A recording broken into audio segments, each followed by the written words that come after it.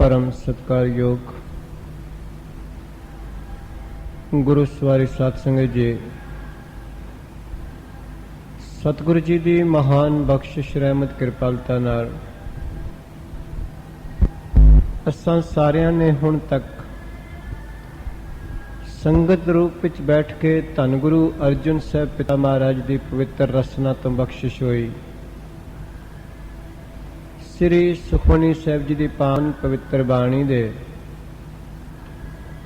7वीं अष्टपदी दे 6वें पदे तक की उचारण अते विचार की सांझ की सी। आओ सतगुरु किरपा करते ने, बख्शिश करते ने, रहमत करते ने। शांति दे पुंज शहीदां दे सिरताज बाणी दे बोहित सर्व सांझी वालता दी महान जागदी तस्वीर सहनशीलता दे सागर धन गुरु अर्जुन साहब पिता महाराज अज 7वीं अष्टपदी दे 7वें पदे अंदर की बख्शा मेरी अते तुहाडी झोली विच बख्शिश कर रहे ने। इस तो पहला कि ये विचारधारा आरंभ करिए, सारी संगत कृपा दया मेहर करके गुरुदेव की फतेह बख्शो। आखो वाहिगुरु जी का खालसा, वाहिगुरु जी की फतेह। करो जी कृपा। साध के संग सुनो हर नाम। पातशाह जी बख्शिश कर रहे ने पहली पंक्ति अंदर, साध कै संग।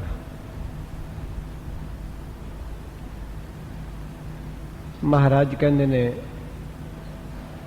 संतां दी संगत, गुरमुखां दी संगत, भगतां दी संगत करनी है। ते गुरु अर्जन साहब पातशाह इस पंक्ति अंदर सुनो उच्चारण करोगे तां ठीक होएगा। महाराज कहते मैं भी सुना, जे सुनो पढ़िए तो सैकंड परसन होएगा तुसी सुनो, पर सुनो मैं सुना। महाराज कहते ने हे मेरे मालिक किरपा कर, बख्शिश कर, कृपालता कर, मैनू भी गुरमुखां दी संगत दे, मैं भी उहदा नाम सुना। आप ईश्वर स्वरूप हुंदियां होयां साडे वाली लाइन विच खलो गए कि किते जीव नूं सतसंगत दा हंकार ना खड़ा हो जाए। तां महाराज कई जगह ऐसे वचन करते ने, करो बिनंती सुनो मेरे मीता, बिनत करो अरदास सुनो जे ठाकुर भवै, उद्यम करो करावो ठाकुर। जे आप जी करो पढ़ोगे फिर होएगा तुसी उद्यम करो, पर महाराज कहने मैं उद्यम करा, उद्यम करो करावो ठाकुर। हे ठाकुर तू उद्यम करा ते मैं करा। इस वास्ते जिथे भी गुरबाणी विच फर्स्ट परसन आएगा उत्थे उपर बिंदी लग के उचरेगा। तां सतगुरु कह रहे ने, बख्शिश कर रहे ने, रहमत कर रहे ने। महाराज कहते ने साध कै संग सुनो हर नाम। महाराज कहने हे मेरे मालिक मैनू भी गुरमुखां दी संगत दे। ताई ते गुरु अर्जन साहब ने हर जगह बचा, गुरसिखां की हर धूड़ दे, हम पापी पी गत पाए। तो गुरुदेव कह रहे ने, बख्शिश कर रहे ने, साध कै संग सुनो हर नाम। आख्या गुरमुखां दी संगत विच मैं भी हर वेले तेरी वडियाई सुना। बस हे हरि तेरी वडियाई सुना। गुरमुखां दी संगत विच जाके, संतां दी संगत विच, भगतां दी संगत विच, रब दे प्यारियां दी संगत विच। कई वारी बंदा संगत विच आण के भी संगत विच नहीं हुंदा, क्योंकि उत्थे वडियाई संसार दी सुणदा, संसार दी करदा। जिथे जाके संसार की वडियाई करिए तो संसार की सुनियो, सत्संगत नहीं हो सकती।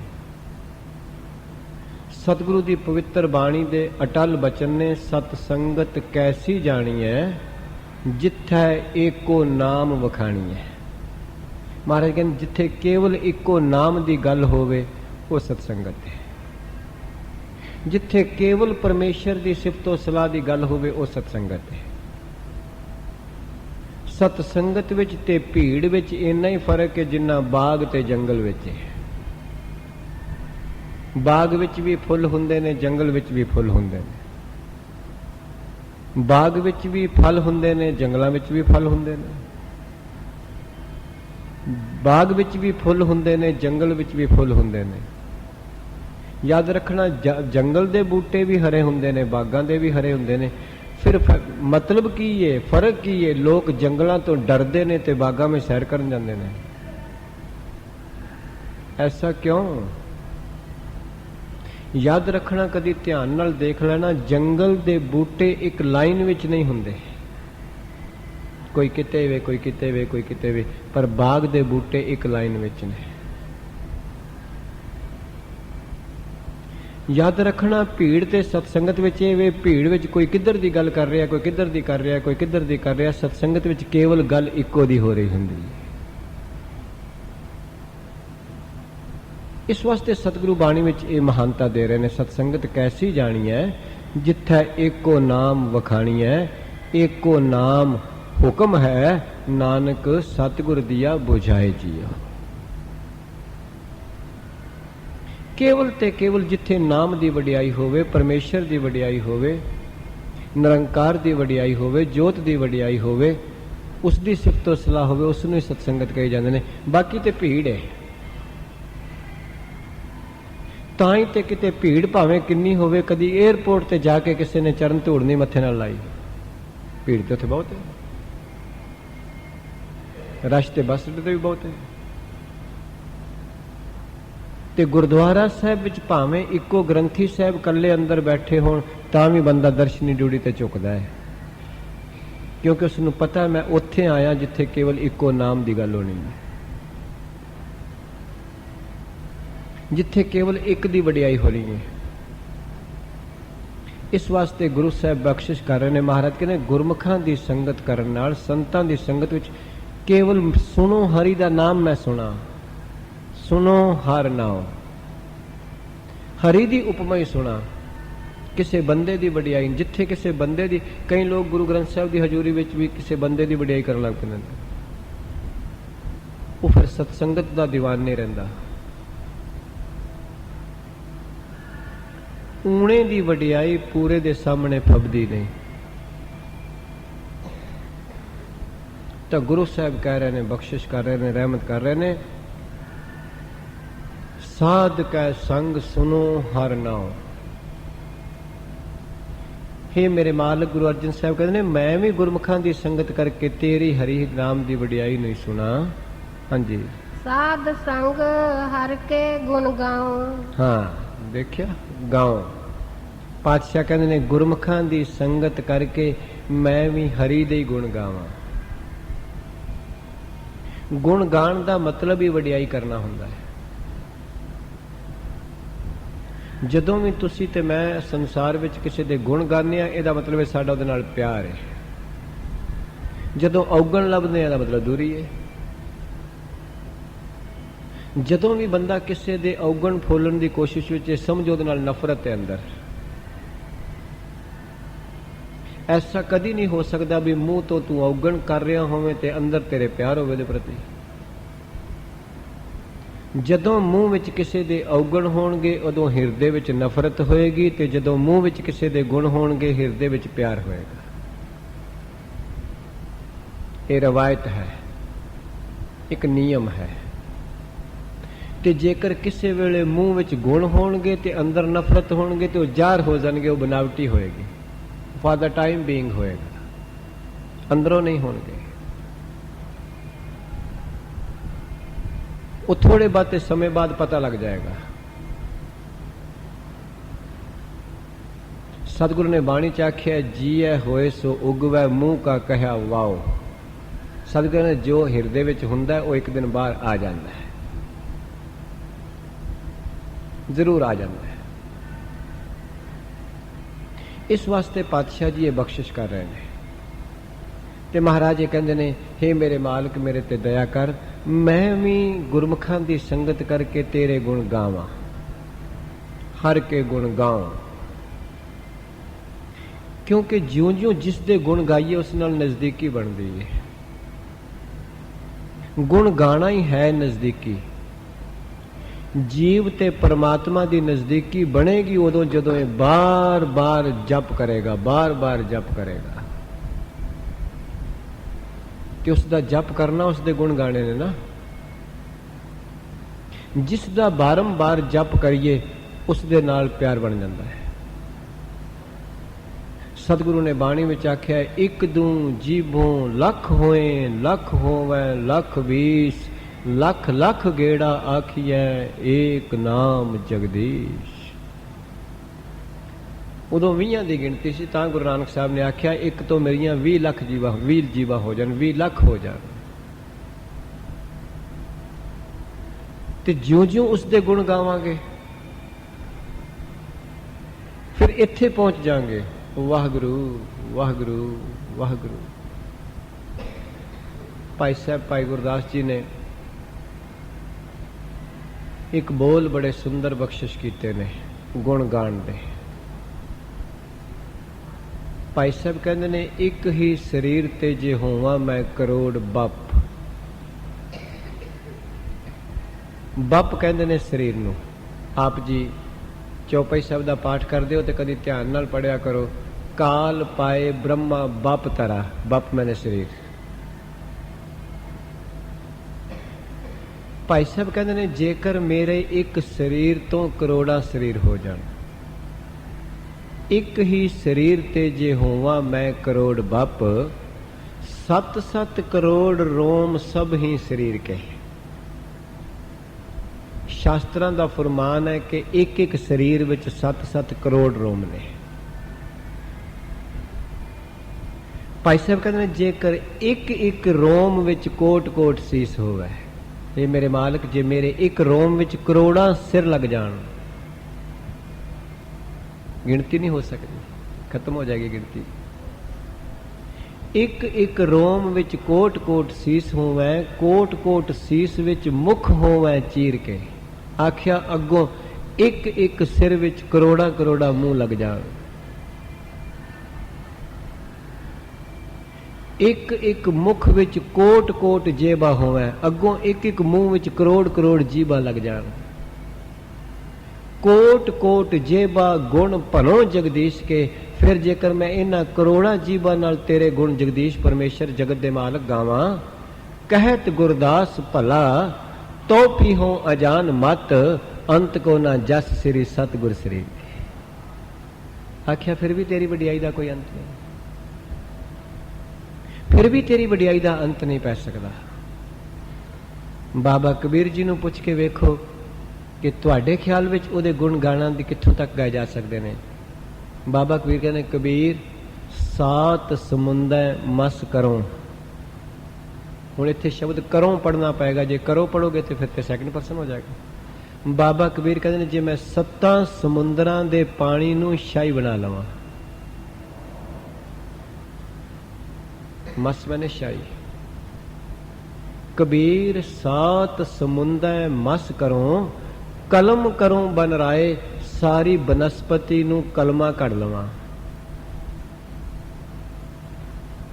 ਬਸੁਦਾ ਕਾਗਜ਼ ਜੋ ਕਰੋ, ਜੇ ਸਾਰੀ ਧਰਤੀ ਦਾ ਕਾਗਜ਼ ਬਣਾ ਲਵਾਂ, ਹਰ ਜਸ ਲਿਖਣ ਨਾ ਜਾਏ, ਫਿਰ ਵੀ ਹਰੀ ਦੀ ਵਡਿਆਈ ਨਹੀਂ ਲਿਖੀ ਜਾ ਸਕਦੀ। ਇੰਨੀ ਅਗੰਮ ਹੈ, ਇੰਨੀ ਅਪਾਰ ਹੈ, ਇੰਨੀ ਬੇਅੰਤ ਹੈ। ਤੇ ਉੱਥੇ ਜਾ ਕੇ ਇੱਕੋ ਹੀ ਲਫ਼ਜ਼ ਫਿਰ ਕੰਮ ਦਿੰਦਾ ਹੈ, ਵਾਹਿਗੁਰੂ ਵਾਹਿਗੁਰੂ ਵਾਹਿਗੁਰੂ।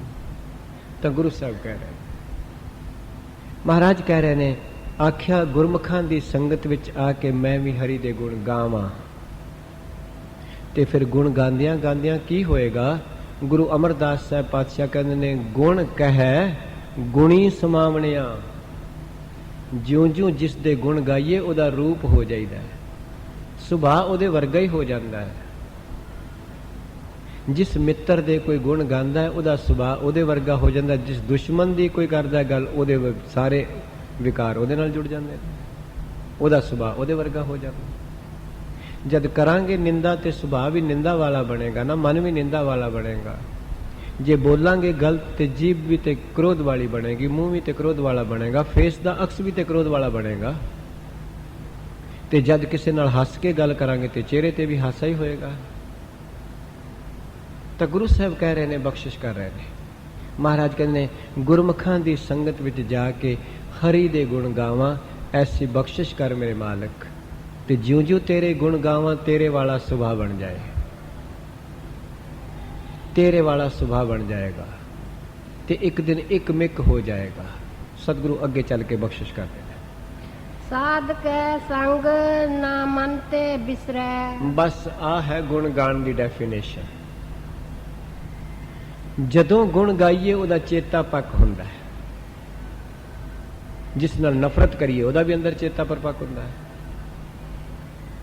पर जदों उहदे गुण गावांगे फिर कदी भी मन तो नहीं विसरेगा परमेश्वर। कई बारी तन तो गुण गा रहे हुंदे आ ते मन तो विसरिया हुंदा है। जीभ नाल बंदा पाठ कर रहा हुंदा है, अपने आप ही थोड़ी देर बाद कहना पता नहीं आप शब्द पढ़िया भी है कि नहीं। कई बारी जपजी साहब पढ़दा पढ़दा रहरास वल टुर जाता है। ऐसा हो जाता है। क्यों? क्योंकि मन नहीं गा रहा हुंदा, केवल तन गा रहा हुंदा। जे मन गा रहा होवे फिर ये कदी नहीं हुंदा। उत्थे केवल तन ते गा रहा हुंदा है, पर मन पता नहीं किते इंडिया गया है कि दुकान ते गया है कि घर गया है कि बॉम्बे गया है कि सिंगापुर गया है। मन नहीं गा रहा हुंदा। यही कारण है, तां ही सतगुरु कह रहे हैं। तां ही गुरु साहब कहते हैं गुरमुखां दी संगत करन नाल, साधां दी संगत करन नाल, रब दे प्यारियां भगतां संतां दी संगत करन नाल मन ते ना मन ते विसरा। फिर मन तो विसरदा नहीं। जदों मन तो ना विसरिया बस हजूरी बन जाएगी। निरंतर एक रस हो जाएगा। उसनों ही निरंतर जाप कहते हैं, एक रस जाप कहते हैं, अनहद कहते हैं। अज भी एक माता जी दास नूं पुछ रहे सन, अनहद शब्द वजदा है तुहाडा? गुरुदेव कृपा करन, बख्शिश करन, रहमत करन। तो गुरु कृपा करे, बख्शिश करे। निरंतर एक रस ओदी याद बिरती बदले ना। किसे कृत नूं वेख के, किसे दृश्य नूं वेख के भी बदले ना। दृश्य विचों भी दृष्टा ही वेखे, कृत विचों भी करता ही वेखे, कुदरत विचों भी कादर दा अनुभव करे। एक रस हो जाएगी। रूप रंग आकार विचों भी निरंकार दा अनुभव करे। एक रस हो जाएगी। वो है मन ते नहीं विसरना। फिर मन तो नहीं विसरदा। तुसी अपने अंदर हिसाब लाओ, मैं भी लावां। कदी किसी नूं अपने बच्चे मन तो विसरे ने? पुत्र पता नहीं किते इंडिया बैठा है कि दुबई बैठा है कि सिंगापुर बैठा है, कदी मां नूं नहीं विसरिया। पुछ लो उस मां नूं, तेरे मन तो विसरिया कदी पुत्र? कहंदी कानू। ते उसनूं पुछो तू कदी समाधि ला के पुत्र दा नाम जपिया? जपिया भी नहीं। जपिया भी नहीं, विसरदा भी नहीं। क्यों? क्योंकि बुद्धि विच परपक हो चुका है, मन विच परपकता हो चुकी है, निश्चय हो चुका है। जिस दिन गुरु दी मत बुद्धि विच निश्चय हो जाएगी, मन विच निश्चय हो जाएगी, परपक हो जाएगी, वही है मन ते नहीं विसरना। शुरुआत मुबारक है तेरी जीव तो रसना तो होवे वाहिगुरु वाहिगुरु वाहिगुरु, पर केवल रसना तक ना रह जाए ना। शुरुआत माला तो होवे मुबारक है, माड़ी गल नहीं, पर केवल माला तक ही ना रह जाए। गुरु अर्जन साहब ने तो इत्थे जाके गल की, हर हर अखर दोए ए माला।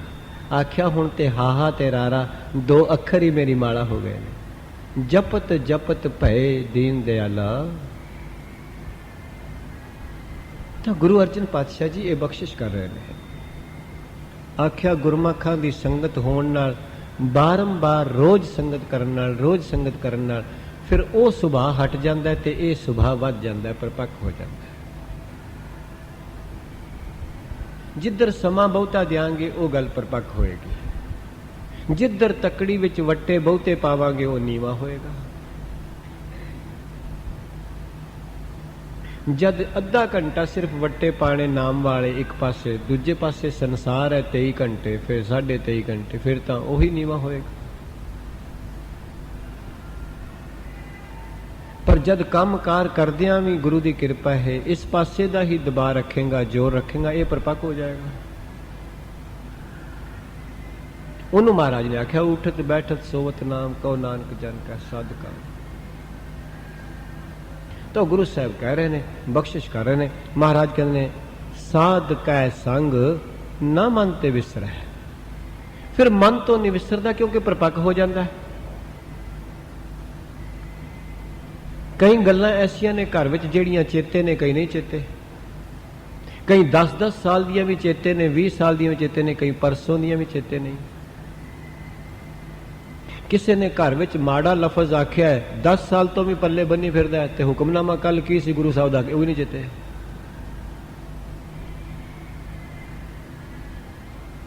ਕਿਉਂ? ਕਿਉਂਕਿ ਉਹ ਮਨ ਵਿੱਚ ਸੰਭਾਲਿਆ, ਉਹ ਮਨ ਵਿੱਚ ਨਹੀਂ ਸੰਭਾਲਿਆ, ਹੋਰ ਕੋਈ ਫਰਕ ਨਹੀਂ।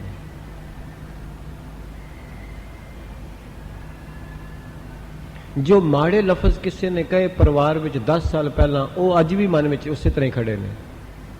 ਜੋ ਗੁਰੂ ਨੇ ਬਚਨ ਪਰਸੋਂ ਕਹੇ ਸਨ, ਉਹ ਅੱਜ ਵੀ ਕੋਈ ਨਹੀਂ। ਹੋਰ ਕੀ ਹੈ? ਹੋਰ ਤੇ ਕੋਈ ਗੱਲ ਨਹੀਂ।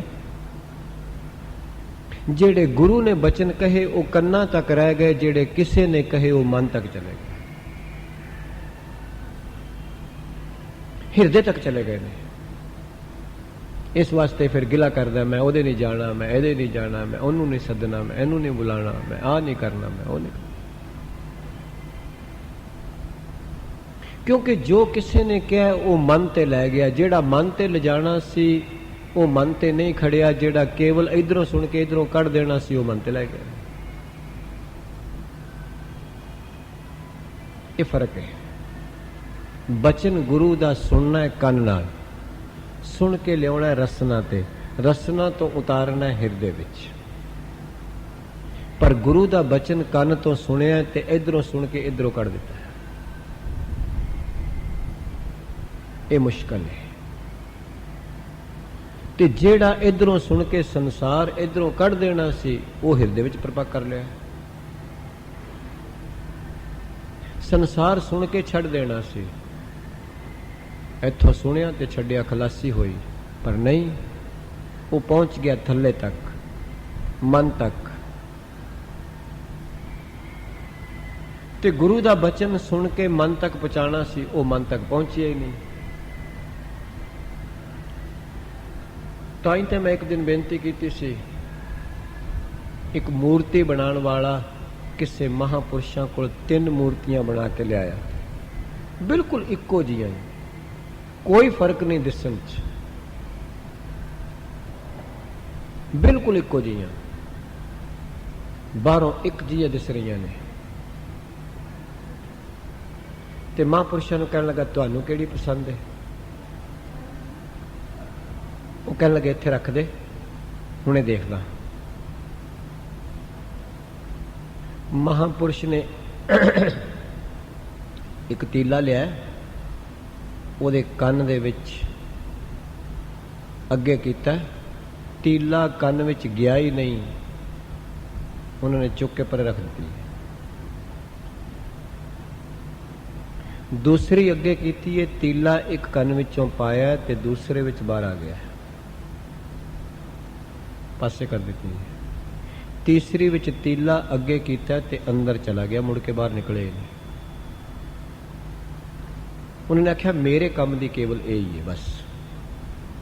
ਮੇਰੇ ਵਰਗੇ ਪਹਿਲੀ ਗੱਲ ਤੇ ਵੇ ਸੰਗਤ ਵਿੱਚ ਜਾਂਦੇ ਨੇ, ਗੁਰੂ ਦਾ ਬਚਨ ਅੱਗੇ ਜਾਣ ਹੀ ਨਹੀਂ ਦਿੰਦੇ, ਆਪਣੀਆਂ ਗੱਲਾਂ ਕਰਦੇ ਰਹਿੰਦੇ ਨੇ, ਕੰਨ ਨਹੀਂ ਬੰਨ੍ਹਦੇ। ਉਸ ਤੋਂ ਅਗਲੀ ਕੈਟਾਗਰੀ ਹੈ, ਕੁਝ ਥੋੜਾ ਜਿਹਾ ਸੁਣਦੇ ਨੇ ਤੇ ਲਿਫਟ ਤੱਕ ਕਰ ਹੀ ਛੱਡ ਦਿੰਦੇ ਨੇ। ਕੁਝ ਵਿਰਲੇ ਨੇ ਜਿਹੜੇ ਸੁਣ ਕੇ ਹਿਰਦੇ ਵਿੱਚ ਉਤਾਰ ਲੈ ਕੇ ਲੈ ਜਾਂਦੇ ਨੇ।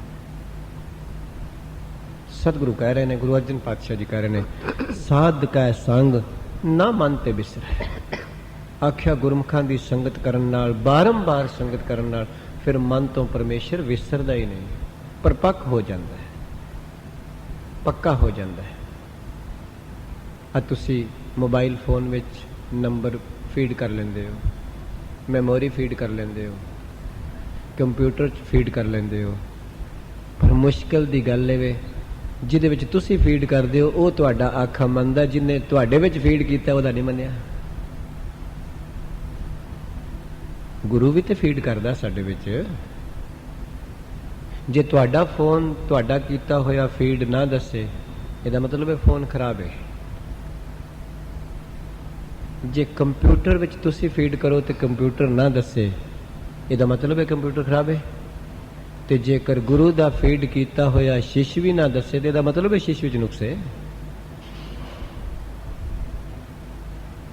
ਇਹਦਾ ਮਤਲਬ ਹੈ ਸਿੱਖ ਵਿੱਚ ਕਮੀ ਹੈ। ਸਤਿਗੁਰੂ ਕਹਿ ਰਹੇ ਨੇ, ਬਖਸ਼ਿਸ਼ ਕਰ ਰਹੇ ਨੇ। ਮਹਾਰਾਜ ਕਹਿੰਦੇ ਨੇ ਸਾਧ ਕੈ ਸੰਗ ਨਾ ਮਨ ਤੇ ਵਿਸਰੈ। ਫਿਰ ਵਿਸਰਦਾ ਨਹੀਂ, ਤੇ ਜਦੋਂ ਵਿਸਰਦਾ ਨਹੀਂ ਤੇ ਫਿਰ ਫਲ ਕੀ ਬਣਦਾ ਹੈ? ਸਾਧ ਸੰਗ ਸਰ ਪਰ ਨਿਸਤਰੈ। ਮਹਾਰਾਜ ਕਹਿੰਦੇ ਨੇ ਹਰ ਹਾਲਤ ਵਿੱਚ ਸਰ ਪਰ। ਮਹਾਰਾਜ ਕਹਿੰਦੇ ਨੇ ਗੁਰਮੁਖਾਂ ਦੀ ਸੰਗਤ ਕਰਨ ਨਾਲ ਜੀਵ ਹਰ ਹਾਲਤ ਵਿੱਚ ਸੰਸਾਰ ਸਮੁੰਦਰ ਤਰ ਜਾਂਦਾ ਹੈ। ਮਸਟ, ਕਦੀ ਹੋ ਨਹੀਂ ਸਕਦਾ ਨਾ ਤਰੇ। ਗੁਰਮੁਖਾਂ ਦੀ ਸੰਗਤ ਹੋ ਜਾਏ ਸਹੀ, ਕਿਸੇ ਸਾਧ ਦੀ ਸੰਗਤ ਹੋ ਜਾਏ ਸਹੀ, ਗੁਰੂ ਦੀ ਸੰਗਤ ਹੋ ਜਾਏ ਸਹੀ, ਬਾਣੀ ਦੀ ਸੰਗਤ ਹੋ ਜਾਏ ਸਹੀ। ਕਦੀ ਹੋ ਸਕਦਾ ਹੈ ਬੰਦਾ ਕੱਪੜੇ ਲਾ ਕੇ ਪਾਣੀ ਵਿੱਚ ਵੜੇ ਤੇ ਸਰੀਰ ਗਿੱਲਾ ਨਾ ਹੋਵੇ, ਤੇ ਕਦੀ ਹੋ ਸਕਦਾ ਹੈ ਬੰਦਾ ਜੀਵ ਮਨ ਗੁਰੂ ਦੇ ਸ਼ਬਦ ਵਿੱਚ ਵੜੇ ਤੇ ਫਿਰ ਮਨ ਬਦਲੇਗਾ, ਨਿਰਮਲ ਨਾ ਹੋਵੇ। ਹੋ ਸਕਦਾ ਕਦੀ? ਸਵਾਲ ਹੀ ਪੈਦਾ ਨਹੀਂ ਹੁੰਦਾ। ਜੇ ਕੱਪੜੇ ਉਤਾਰ ਕੇ ਪਾਣੀ ਵਿੱਚ ਵੜੇਗਾ, ਪਾਣੀ ਦਾ ਸੁਭਾਅ ਹੈ ਸਰੀਰ ਨੂੰ ਗਿੱਲਾ ਕਰੇਗਾ। ਯਾਦ ਰੱਖੀ, ਜੇ ਆਪਾ ਗਵਾ ਕੇ ਬਾਣੀ ਵਿੱਚ ਵੜੇਗਾ, ਬਾਣੀ ਦਾ ਸੁਭਾਅ ਹੈ ਨਿਰਮਲ ਕਰਨਾ। ਸਤਿਗੁਰੂ ਬਖਸ਼ਿਸ਼ ਕਰ ਰਹੇ ਨੇ, ਸਰ ਪਰ ਨਿਸਤਰ ਹੈ, ਹਰ ਹਾਲਤ ਵਿੱਚ ਪਾਰ ਹੋਏਗਾ। ਨਿਸਤਰ ਦਾ ਮਤਲਬ ਚੰਗੀ ਤਰ੍ਹਾਂ ਤਰ ਜਾਏਗਾ, ਨਿਸੰਦੇਹ, नो डाउट। सतगुरु कहते हैं जरूर तरेगा, अवश्य तरेगा, जेकर गुरमुखां दी संगत करेगा। ते शराब दी संगत करन नाल शराबी नूं पीण वाले नूं चक्कर आउण लग पए ने। जेकर माड़ी चीज असर कर सकती है तो तू अमृत छकेगा तो की अंदरों भरम नहीं जाएंगे, अज्ञानता नहीं जाएगी।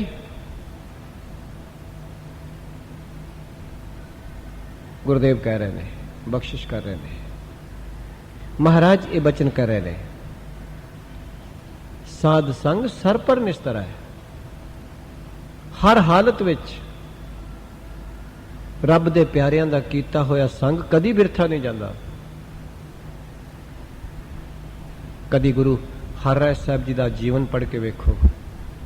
पुराने जमाने विच वडेरियां मावां मिट्टी दे कुजियां विच देसी घ्यो रखदियां सन। सतगुरु गुरु हरराय साहब पातशाह जा रहे सन। महाराज ने सिख नूं आख्या, जाओ अरूड़ी ते कुजा पिया वो पकड़ लिया। आख्या महाराज की करना, टुटा जा तो पिया। सतगुरु कहते लिया तो सही। जदों सिख लैके आया, महाराज ने सारे सिखां नूं विखाया, वेखो इस कुजे विच माई ने घ्यो रखिया सी, घ्यो कढ के वरत लिया, ठिंदा फिर भी कुजे नाल लगा है। ठिंदा नहीं छड्डिया कुजे ने, फिर भी रब दे प्यारियां दी संगत दा कीता होया थिंदा हटदा नहीं। जरूर अपनी कोई ना कोई स्पॉट, कोई ना कोई छाप छड़ जाता है, कदी ना कदी रंग लै आउंदी। पातशाह कह रहे ने, बख्शिश कर रहे ने, कृपालता कर रहे ने, साध संग सर पर निस्तर है। जेड़े लोग कहंदे ना बाणी सानू समझ नहीं आउंदी, पढ़ी जान जरूर थिंदा लगेगा, जरूर समझ आनी शुरू हो जाएगी एक दिन। पर जे पढ़ना ही छड़ दिता भी समझ नहीं आती, तो जेड़ा बंदा पानी में तैरना ही छड़ देवे, की उन्होंने तैरना आ जाएगा?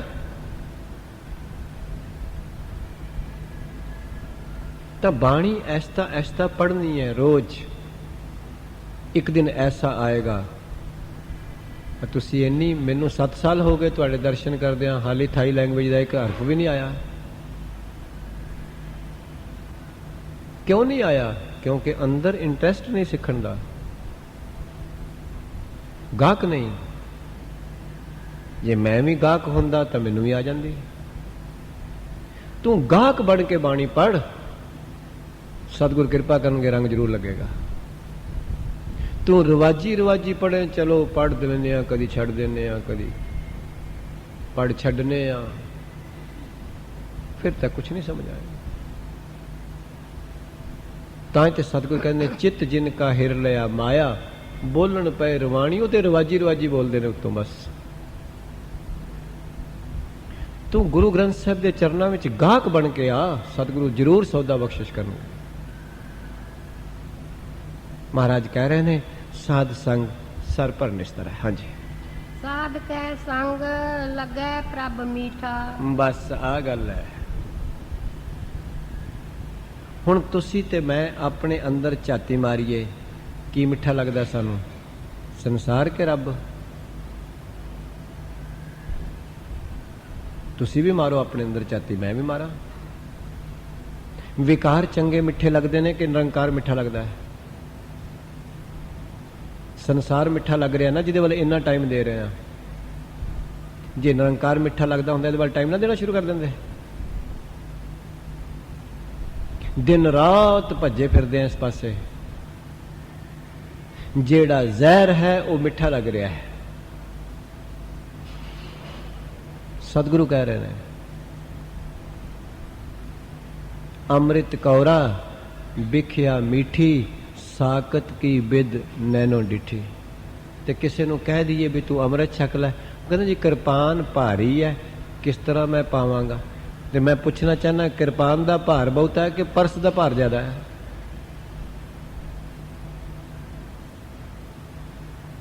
ਮੋਢੇ ਤੇ 2 ਕਿਲੋ ਦਾ ਪਰਸ ਟੰਗਿਆ, ਉਹ ਭਾਰਾ ਨਹੀਂ, ਤੇ ਥੋੜੀ ਕਿਰਪਾਨ ਭਾਰੀ ਲੱਗਦੀ ਹੈ। ਕਿਉਂ? ਕਿਉਂਕਿ ਰੁਝਾਨ ਸੰਸਾਰ ਵਾਲਾ, ਹੋਰ ਤੇ ਕੋਈ ਕਾਰਨ ਨਹੀਂ। ਕਿਰਪਾਨ ਪਰਸ ਜਿੱਡੀ ਭਾਰੀ ਨਹੀਂ, ਬੇਸ਼ੱਕ ਆਪਣੇ ਪਰਸ ਨਾਲ ਤੋਲ ਲਓ ਮੇਰੀ ਕਿਰਪਾਨ ਨੂੰ।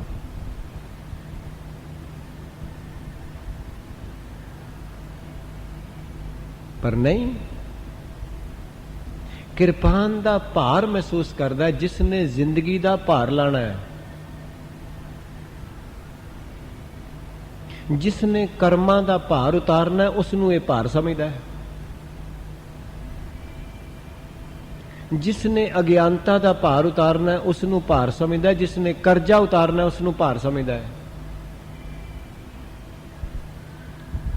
ਕਿਰਪਾਨ ਦੇ ਤੇ ਅਰਥ ਨੇ ਕਿਰਪਾ ਜਮਾ ਆਨ। ਗੁਰੂ ਦੀ ਦਇਆ ਨੂੰ ਤੂੰ ਭਾਰ ਸਮਝ ਰਿਹਾ ਤੇ ਫਿਰ ਗੱਲ ਕੀ ਬਣੇਗੀ?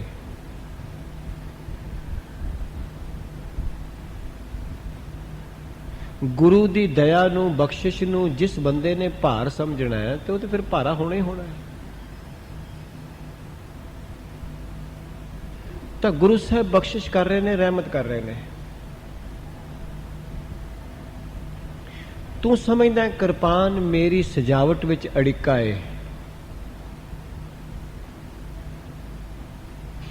ਅਗਰ ਕਿਰਪਾਨ ਤੇਰੀ ਸਜਾਵਟ ਵਿੱਚ ਅੜਿੱਕਾ ਤੂੰ ਸਮਝ ਬੈਠਾ ਤਾਂ ਯਾਦ ਰੱਖੀ ਫਿਰ ਅੜਿੱਕਾ ਹੀ ਰਹੇਗਾ।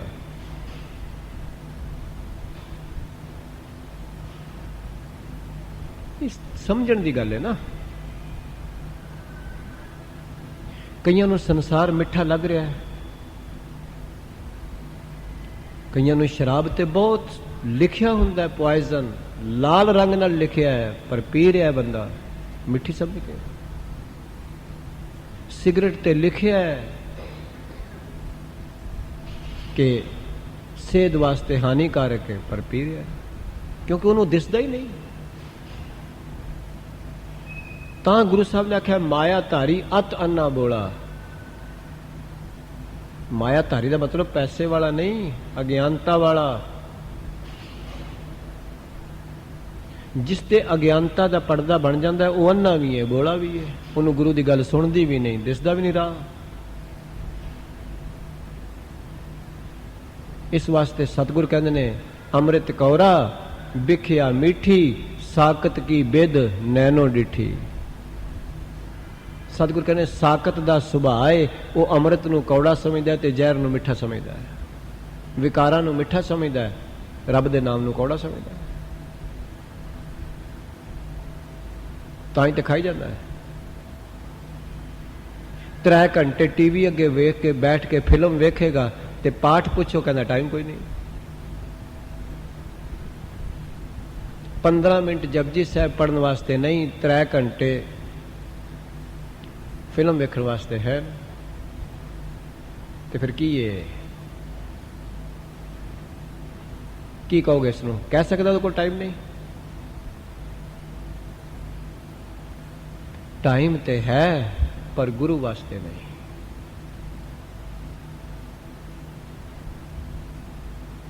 ਗੁਰੂ ਦੀ ਸੋਚ ਵਾਸਤੇ ਨਹੀਂ। ਤੇ ਮੈਨੂੰ ਤੇ ਐਸਾ ਖਿਆਲ ਆਉਂਦਾ ਹੈ ਹਿੰਦੁਸਤਾਨ ਦੇ ਕਲਚਰ ਵਿੱਚ, ਇੱਥੋਂ ਦੇ ਕਲਚਰ ਵਿੱਚ, ਮੈਂ ਤੁਹਾਡੀ ਅਸੀਸ ਨਾਲ ਕੁਝ ਹਿੱਸਾ ਵੇਖਿਆ ਦੁਨੀਆ ਦਾ, ਪਰ ਜਿੰਨੀਆਂ ਪੈਸੇ ਵਾਲੀਆਂ ਔਰਤਾਂ ਹਾਊਸ ਵਾਈਫ ਇੱਥੇ ਸੁਖੀ ਨੇ ਨਾ, ਉਨੀਆਂ ਕਿਧਰੇ ਨਹੀਂ। ਕੱਖ ਨਹੀਂ ਕਰਦੀਆਂ ਉੱਥੇ।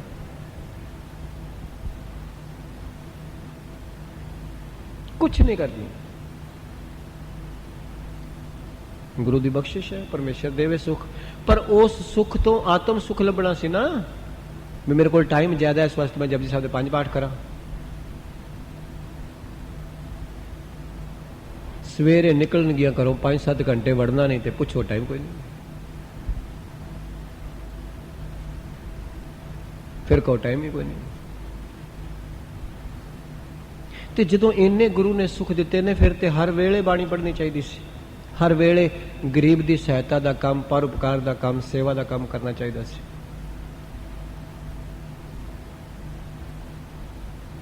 ਪਰ ਐਸਾ ਹੁੰਦਾ ਨਹੀਂ, ਆਮ ਤੌਰ ਤੇ ਨਹੀਂ ਹੁੰਦਾ ਐਸਾ। ਜਿਹੜੇ ਲੋਕ ਸੰਸਾਰ ਦੇ ਧੰਦਿਆਂ ਵਿਕਾਰਾਂ ਵਿੱਚ ਜ਼ਿਆਦਾ ਟਾਈਮ ਦਿੰਦੇ ਨੇ, ਉਹਨਾਂ ਦੀ ਨਿਗਾਹ ਵਿੱਚ ਪਰਮਾਰਥ ਵਾਸਤੇ ਕੋਈ ਟਾਈਮ ਨਹੀਂ ਹੁੰਦਾ।